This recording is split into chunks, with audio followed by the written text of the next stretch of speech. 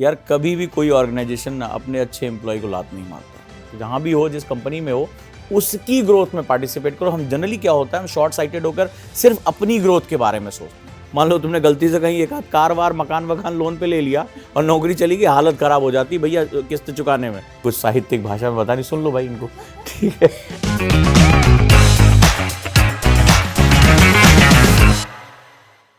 Hello friends, कैसे हैं आप लोग? मैं इंदु हाड़ा और आप देख रहे हैं कैफे उजांग, जिसमें हम वो टॉपिक्स लेकर आते हैं जिन पर आप बातचीत करना चाहते हैं, जिनकी रिक्वेस्ट आप बार बार हमें कमेंट्स बॉक्स में लिख के भेजते हैं। और आज का जो टॉपिक है ना, आई स्वेयर वो आपको बहुत पसंद आने वाला है, क्योंकि वो ज़्यादा से ज़्यादा यूथ की प्रॉब्लम है। और आपको पता है कैफे उजांग में हम किससे बात करते हैं? बात करते हैं हमारे चहेते उजांग सर से।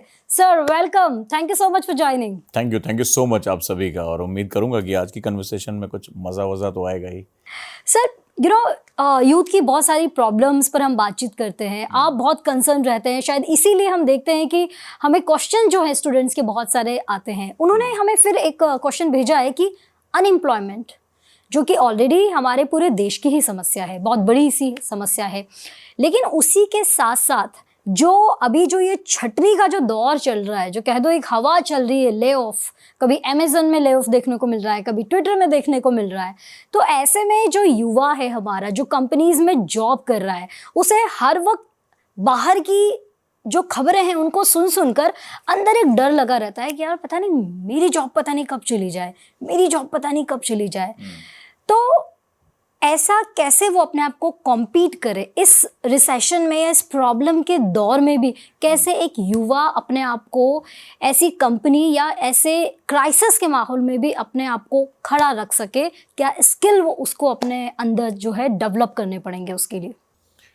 सबसे पहले तो इकॉनमी की साइकिल को हम समझ लेते हैं कि वो होता क्या है, और अगर वो हम समझ लेंगे तो हमारे लिए प्रॉब्लम्स को समझना बहुत आसान होगा, और प्रॉब्लम समझ लेंगे तो हम तैयारी कर पाएंगे।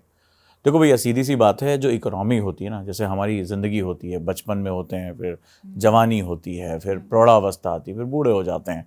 Energy up and down life में लगी रहती है। मूड भी हमारा ऐसे ही कुछ होता है, कभी बहुत हाई हो जाएंगे, कभी अरे यार ज़िंदगी में गम भरे गाने। तो इकॉनमी भी कुछ कुछ ऐसी ही होती है। तो इकॉनमी में एक साइकिल होती है, इसे बूम साइकिल कहते हैं, और फिर एक बस्ट साइकिल होती है, यानी एक बार इकॉनमी बहुत ऊपर जाएगी, एक बार नीचे।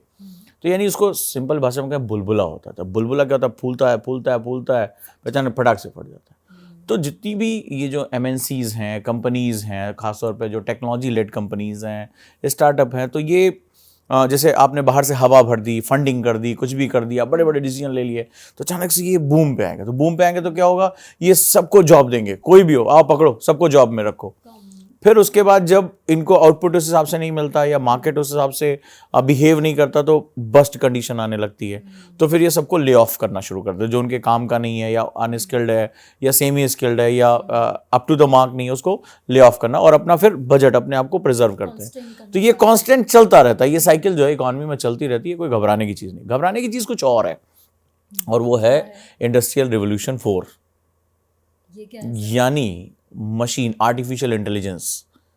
अब इंसान की जगह लेने के लिए एल्गोरिथम्स आ रहे हैं। ये जो बड़ी बड़ी टेक कंपनीज हैं, ये जो ले ऑफ कर रही हैं, और ह्यूमन की जगह ड्रोन का इस्तेमाल होना, ह्यूमनॉइड्स का इस्तेमाल होना, ये जो सारा डाटा कहीं कलेक्ट होना ना, बिग डाटा, ये बेसिकली डाटा किसी मशीन के एल्गोरिथम में जा रहा है, और एल्गोरिथम में उनको बिहेवियर, चॉइसेस, ये सब कुछ धीरे धीरे, मतलब गाना कौन सा सुनते हैं, आपको यूट्यूब पे आ जाता है ना recommend, you also like this. अब पिछले हफ्ते क्या सुना था, शॉपिंग की, तो वो बता देता है कि यार पिछले you also like this book, you also like this cloth. कभी नोटिस किया होगा? सर मैंने तो ये भी नोटिस किया है कि कभी व्हाट्सएप पर भी अगर किसी ब्रांड या किसी प्रोडक्ट के बारे में चैटिंग कर रहे होते हैं, तो मुझे तो ऐसा लगता है कि उसके नेक्स्ट डे मुझे फेसबुक और हर जगह उसके ऐड दिखाई देने लग जाते हैं। तो कभी सोचो कि तुम्हें नहीं याद होगा कि लास्ट टाइम तुमने किशोर कुमार का गाना कब सुना था, लेकिन उस मशीन को याद है। इसका मतलब तुम्हारा डाटा कहीं सेव हो रहा है। ये डाटा तुम्हारे बिहेवियर पैटर्न को जो है चेक कर रहा है, इसका डाटा स्टोर करके एक पैटर्न बना रहा है। धीरे धीरे ये चीज़ मशीन में चली आएगी, और उस कंडीशन में ह्यूमन की जगह मशीन्स की हमें ज़रूरत पड़ेगी, हमें ह्यूमनॉइड्स की ज़रूरत पड़ने वाली है। और बड़ी बड़ी कंपनियां, चूंकि MNCs जो होती है ना, वो बड़ी हाई कॉम्पिटिटिव एनवायरनमेंट में काम करती हैं। उनको हर मार्केट के हिसाब से अपने प्रोडक्ट को कॉम्पिटिटिव बनाए रखना पड़ता है। ऐसे में जो लेबर की कॉस्ट होती है, सबसे पहले वो उसको कट ऑफ करती है। और अगर वही काम कोई मशीन 24 घंटे कर सके, बिना किसी आंदोलन के, बिना किसी सैलरी हाइक के कर सके, तो उनके लिए बल्ले बल्ले है। इसीलिए जब वो बहुत फंडेड हो जाती हैं, बहुत पैसा आ जाता है, जैसे अमेजन हो गया, एलन मस्क की कंपनीज होगी, तो वो धीरे धीरे ऑटोमेटिकली दे हैव टू, उनको जाना पड़ेगा, वो आर्टिफिशियल इंटेलिजेंस की तरफ जाएंगी। और जैसे जैसे आर्टिफिशियल इंटेलिजेंस ग्रो करता चला जा रहा है, वैसे वैसे ये हमारे सामान्य जन के लिए एक खतरे के रूप में भी सामने आता चला जा रहा है। तो सर इसका मतलब ये माने कि आने वाले समय में जैसे कि टेक्नोलॉजी अब तो अपने हर जगह ही पैर पसार चुकी है, तो ये एम्प्लॉयमेंट वाला जो हमारा सेगमेंट है, इसमें भी मशीनें जो है इंसानों की जगह लेने वाली है, आर्टिफिशियल इंटेलिजेंस का जिस तरीके से संकेत नज़र आ रहे हैं, तो ऐसे में ये तो एक बहुत इम्बैलेंस तरीके का क्रिएट हो जाएगा। और क्या वाकई वो मशीनें एक इंसान की एक जो एम्प्लॉय जो होता है उसकी ज़रूरत पूरी कर पाएगी किसी भी कंपनी या एमएनसी के लिए? देखिए इंदु जी, पहले तो मैं सभी को ये बता दूं, ये बैलेंस जैसी कोई चीज़ नेचर में होती नहीं है। कभी नेचर को ध्यान से देखा है? पानी कैसा लगता है जब बहता हुआ पानी, झरना कैसा लगता है आपको? बहुत ही सूदिंग, वो कलकल आवाज, वो बड़ा सुंदर सा, वो क्यों बहता है? कभी सोचा? वो एक तालाब जिसका पानी सड़ रहा हो, वो आपको उतना ही सुंदर लगता है? वहां जाकर आप गाने गाती हैं बड़ा बढ़िया से, कभी सोचा है क्यों? क्योंकि ये जो बह रहा है ना, वो उस ऊंचाई के अंतर की वजह से बह रहा है। वो पानी ऊपर से नीचे की तरफ आ रहा है। वो जो इम्बैलेंस है ना आपका, वो जो ऊंचे और नीचे का जो अंतर है ना, वही उस पानी को बहने के लिए ऊर्जा दे रहा है, मतलब वही उसको मजबूर कर रहा है। और जब वो बह रहा है तो आप कह रहे हैं नहीं, पानी बिल्कुल शुद्ध है, उसके अंदर कोई गंदगी नहीं है, वो पानी की आवाज़ आपको अच्छी लग रही है, वो पानी के अंदर आप उससे बिजली बना सकते हो, वो बड़े काम का है आपका। लेकिन वो जो पानी रुका हुआ है, जिसका कोई ढलान नहीं है, वो धीरे धीरे सड़ रहा है, उसके अंदर से बदबू आ रही है, उसमें कीड़े पैदा हो रहे हैं, वो आपको अच्छा नहीं लग रहा है, उसमें लाइफ नहीं है। तो ये जो प्रकृति में असंतुलन है ना, ये बड़ा खूबसूरत उपहार है। लाइफ में जिस दिन आप कंफर्ट हो गए, लाइफ में जिस दिन आपने सो कॉल्ड बैलेंस क्रिएट कर लिया, उसी दिन आपकी ग्रोथ खत्म हो जाएगी।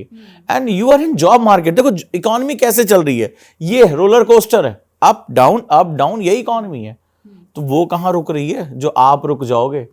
तो जो आपका ये कहना है कि बैलेंस कैसे क्रिएट करें, इम्बैलेंस ही लाइफ की सबसे खूबसूरत चीज है, क्योंकि वो ही आपके असंतुलन आपको गति देता है, आपको प्रेरित करता है, और आपकी गति ही आपके उन्नयन, आपकी उन्नति का कारण बनती है।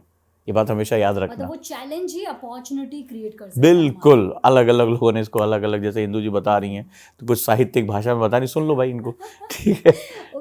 तो बट सर जब यूथ के साथ में प्रॉब्लम आती है ना, तो उसको कुछ समझ नहीं आता, वो तो एकदम से परेशान हो जाता है ना सर, तो गिव अप करने वाली सिचुएशन में आ जाता है। तो इन सिचुएशन को वो कैसे हैंडल कैसे करें? सबसे पहले बात तो जो अनएम्प्लॉयमेंट वर्ड है ना, इसको थोड़ा सा, ये बड़ा पुराना सा शब्द है। ये वो मुझे लग रहा है कि जब इकोनॉमी की वो थ्योरी चला करती थी ना कि this is the science of wealth, वो उस जमाने की चीज है। आज तो हम स्टार्टअप, जॉब क्रिएटर्स, अभी ना इसको बदलने की जरूरत है। एक्चुअली एम्प्लॉयमेंट क्या है, बहुत देर से इंदु जी बोल रही हैं, कुछ बोले हम, अब सुन ही लो जब बोलना चाहते हैं। अनएम्प्लॉयमेंट एक्चुअली वो कंडीशन है, इसका मतलब ये नहीं कि आपके पास रोजगार नहीं है। एक्चुअली में जो जॉब मार्केट होती है वो बहुत डायनेमिक मार्केट होती है, गतिशील होती है, हमेशा कुछ बदलती रहती है। और देखो कोई भी, अभी आप ही को मैं बोलूँ नोकिया 1100 इस्तेमाल करने को, क्या बात कर रही, बहुत बढ़िया फोन था, आत्मरक्षा के भी काम आता है, फेंक के मारो 4 आदमी गिर जाएं है कि नहीं? तो टूटता नहीं था, क्यों नहीं इस्तेमाल करते हो? क्योंकि अब ज़रूरतें बदल गई, टेक्नोलॉजी और अच्छी आ गई है। क्या बात कर रहे हो? अभी देखो हमारे कैमरामैन साहब हैं, नोकिया 1100 ठीक करना आता है इनको, मान लो, तो क्या इनको रोजगार मिलेगा? मुश्किल हो जाएगी। क्यों? और नोकिया 1100 ठीक कर लेते हैं यार। सर टेक्नोलॉजी के साथ मतलब अपना तालमेल नहीं बिठा पाएंगे ना। यही तो इम्पोर्टेंट बात है, यही इम्पोर्टेंट बात है। एक्चुअली में जो ये बेरोजगारी है ना, वो कुछ इसी तरह का फंडामेंटल है। यानी जॉब मार्केट की जो रिक्वायरमेंट है, अगर हम अपनी क्षमताओं को उसी हिसाब से बदल लें तो आप रोजगार में, मार्केट आपको ले जाएगी। प्रॉब्लम हो रही है वो ये कि education system, policy system, government system, governance system, social system अकेले नहीं है, ये सारे के सारे हैं, ठीक है। ये सारे के सारे जॉब मार्केट मांग रही कुछ और, हाँ, और ये क्रिएट कर रहे हैं कुछ तुम और, कुछ बना रहे हो कुछ और। वो एक बहुत बड़ा गैप हो जाता है। स्कूल एजुकेशन सिस्टम, वो 10-20 साल पुरानी किताबें, सरकार अब जाके थोड़ा सा सोच रही है, अरे यार बहुत ज्यादा सेमी कंडक्टर यूज कर रहे हैं, लाओ यार आज पॉलिसी बनाते हैं। अरे भैया 1960 में ही शुरू हो गया था, अब तो बहुत एडवांस हो गया। सीमॉस इंजीनियरिंग कॉलेज में पढ़ा रहे हैं हमें, semiconductor device, P junction, N junction, जो 1950-60 की चीज़ थी। तो कहाँ से तुम जो है वो नई टेक्नोलॉजी क्रिएट कर पाओगे? तो एक्चुअली में जो पूरा प्रोसेस वो ये है कि जॉब मार्केट जैसे जैसे बदल रहा है, वो रिक्वायरमेंट है, उसी हिसाब से हमें अपने लोगों की स्किल को चेंज करना पड़ेगा। ये दोनों जब तक मैच होती रहेंगी, अनएम्प्लॉयमेंट नहीं होगा। प्रॉब्लम तब होगी जब ये रिक्वायरमेंट कुछ और मांग रहा है, आप उसको कुछ और दे रहे हो, तो जो गैप है वही अनएम्प्लॉयमेंट है आज की डेट में, अदरवाइज और कुछ नहीं है। तो मतलब ये यूथ को ये बहुत समझने की जरूरत है कि अगर इस तरह की चीजें उन्हें फेस करनी भी पड़ रही है तो उसके पीछे सबसे बड़ा रीजन क्या है। उनको मार्केट के हिसाब से अपने आप को बनाना होगा, अपने स्किल डेवलपमेंट करने होंगे। अब जैसे तुम्हें एक बात बताते हैं, बहुत बहुत बड़ी बड़ी बात होती है मोटिवेशन में। एक चाय वाला, करोड़पति चाय वाला, ठीक है, MBA चाय वाला, बहुत सुने होंगे, ठीक है। तो इसको लोग ना, इसको बड़ा अजीबोगरीब चीज है कि इसको ना लोग मोटिवेशन स्किल के रूप में देखते। देखो चाय बेच के जो है वो करोड़पति हो गया, वो होटल के रूम की बुकिंग करा के जो है वो करोड़पति हो गया। अरे थोड़ा सा रुको और सोचो कि उसने किया क्या। आज की डेट में हर आदमी भागम भाग की लाइफ में, ठीक है, तो वो फास्ट फूड यूज कर रहा है, चाय, मतलब जनरली बिहेवियर में हम लंबे समय तक काम करते हैं, थकान हो जाती है, निकोटीन कैफीन हमें चाहिए होती है, और आज चाय एक तरह से हमारा राष्ट्रीय पेय हो गया। तो इसका मतलब है, जो आप एक सिंपल सा ऑब्जर्वेशन करो कि रिक्वायरमेंट है कि आज हम जो हमारी पर इंसान की जो एक टी कंजप्शन है वो बढ़ गई है, वो बढ़ गई है, और लोगों की आय भी बढ़ रही है शहरों में खास तौर पे। तो वो मतलब चाय पे पहले था 2-3 रुपए खर्च करने में ऐसी होती थी, आज की डेट में 10-20-30 कुल्हड़ अच्छा कर दो, माहौल थोड़ा अच्छा बना दो, तो जो है वो चल जाएगा। चाय के साथ सुट्टा भी दे दिया तो वो भी बढ़ गया, चाय सुट्टा बार, पता नहीं किस तरह से नाम हो जाए। तो अभी क्या है, आपने देखा उस व्यक्ति ने क्या किया। आप उसकी मोटिवेशनल कहानियां बाद में पढ़ना, पहले उसकी एजुकेशन कहानी और उसकी एम्प्लॉयमेंट कहानी पढ़ लो। उसने क्या किया, ठीक है, उसने बदलती जरूरतों को समझ के अपने आप को उसके हिसाब से स्किल्ड कर लिया, और जैसे स्किल किया मार्केट ने उसको रिटर्न कर दिया, तुरंत रिटर्न कर दिया। ये वही मोटिवेशनल स्टोरी नहीं है। तुम्हें चाय बेचना नहीं आता, तुम चाय नहीं बना लेते, तुमने कभी चाय नहीं पी है। सवाल जो तुम्हें दिखाना चाहिए वो ये है कि उसने जॉब की जरूरत को, उसने मार्केट की जरूरत को समझा, अपने आप को ढाला, इनकम हो गई। कोई समोसे बना के बेच रहा, साउथ में जाके कोई लिट्टी चोखा। अब भाई सीधी सी बात है, IT इंडस्ट्री में जो यूपी बिहार के बहुत से बच्चे, यूपी बिहार में लिट्टी चोखा बड़ा पसंद है। अब साउथ में भाई ये खाना, भाई तुम्हें साउथ इंडियन खाना मिल रहा, तुम तरस रहे हो, और ढेर सारे तुमने काउंट किया, अरे यार 60% तो जो इंजीनियर है यूपी बिहार का है IT सेक्टर में, तो लिट्टी चोखा शुरू कर दिया। अब जितने में यहाँ बेचारा वो महीने भर में नहीं बेचता, उतना तुम वहाँ एक दिन में बेच के पैसा कमा रहे हो। यहाँ 10 रुपए की लिट्टी चोखा वहाँ 100 रुपए में दे रहे हो, और क्या हुआ, बिक गया। तो सवाल मोटिवेशन स्टोरी नहीं है ये मेरे भाई, ये है जो आप जॉब मार्केट को समझ गए, रिक्वायरमेंट क्या है, सप्लाई कर दिया। चाहे आप किसी जॉब में जाके सप्लाई करो और चाहे खुद से सप्लाई करो, सिंपल सा फंडा है, बहुत सिंपल है मेरे भाई। और ना वो तो खुद में भी एंटरप्रेन्योर बन सकते हैं, क्यों उन्हें जॉब सीकर ही बनने की जरूरत। ये सब तो बाद में हम करेंगे कि खुद से किया, एंटरप्रेन्योर है, स्टार्टअप है, खुद का कर रहा है, सेल्फ है, पता नहीं, वो सब बात की बात है। सवाल वो नहीं है। बहुत से स्टार्टअप शुरू होते हैं, खत्म हो जाते हैं। बहुत से लोग अपना काम शुरू करते हैं, बंद हो जाते हैं। तो कहते हैं अरे भाई बिजनेस करना बड़ा रिस्की है। क्या क्या आसान क्या है? आज तुम्हें नौकरी मिली है, 6 महीने बाद छांट दिएगा तो वो बहुत आसान है जिंदगी। और मान लो तुमने गलती से कहीं एक आध कार वार मकान वकान लोन पे ले लिया और नौकरी चली गई, हालत खराब हो जाती भैया किस्त चुकाने में। तो जिंदगी इतनी आसान नहीं है। तो चाहे आप, इसको मैं डिस्टिंग्विश नहीं कर रहा हूँ कि आप क्या कर रहे हो, सवाल है कि उसकी रिक्वायरमेंट को समझते हुए तुमने अपने आप को कितना स्किल किया और वो काम शुरू कर दिया, किसी भी फॉर्म में काम शुरू कर दिया, ठीक है, वो सक्सेस हो जाएगा। चाहे IT इंडस्ट्री में, अब तुम C++ की प्रोग्रामिंग पे ही सीख के कॉलेज से आए हो, कॉलेज में भी वही सिखा रहे हैं, ऊप्स की प्रोग्रामिंग सिखा रहे हैं, और यहाँ पता नहीं दुनिया कहाँ कहाँ जो कोडिंग में भाग गई है, नई नई लैंग्वेजेस डेवलप हो रही। अब तुम सोचो कि C++ सीख के हम अपने कॉलेज से आए, बुरी नहीं है, वही सबसे बेस है, लेकिन तुम्हारी जॉब मार्केट कुछ और रिक्वायर कर रही है, तो फिर तुम्हें नौकरी कहाँ से मिलने वाली है? तो नहीं मिलने वाली है तुम्हारी।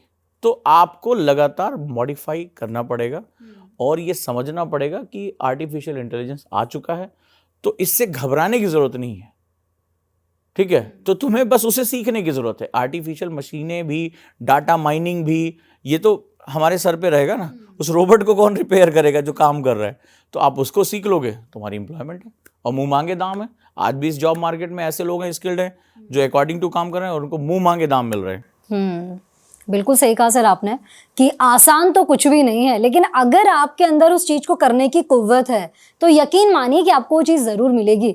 तो जॉब का अगर आपको टेंशन है तो आपको टेंशन उसका नहीं लेना है, आपको ये देखना है कि मार्केट की क्या रिक्वायरमेंट है, आप उसे किस तरीके से पूरा कर सकते हैं। अगर उसके लिए आपको किसी स्किल सेट की ज़रूरत है तो वो सीखिए, आगे बढ़िए, फिर देखिए आप जॉब के पीछे नहीं भागेंगे, जॉब आपके पीछे भागेगी।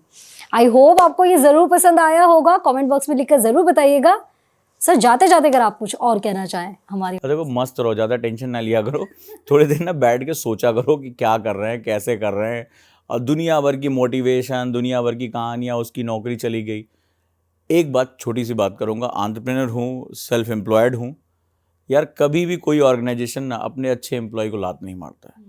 और कई बार हमारे लिए वैल्यूएबल एम्प्लॉय जो होते हैं ना, पकड़ के बिठाते, बोला जा रहा है, अरे रुको यार 5-10 हज़ार रुपये सैलरी और बढ़ा रहे, तुम रुको यार, ठीक है, ये सैलरी इंक्रीमेंट बताओ कितना तुम्हें चाहिए। तो सिंपल सा फंडा है।